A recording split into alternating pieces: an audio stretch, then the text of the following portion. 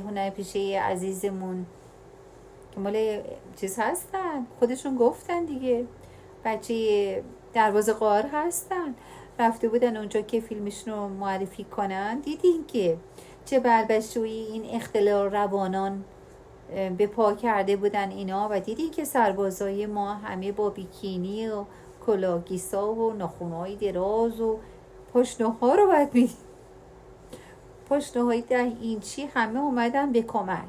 چرا؟ به خاطری که از اختلال روانی و آرامشی رو که در قلب داره ازشون میگیره ناراضی هن. برای همین دیدین که با کفش و پاشنه های بلند و اینا رفتن به در اصلا به ماتحتشون کوبیدن برای اعتراض.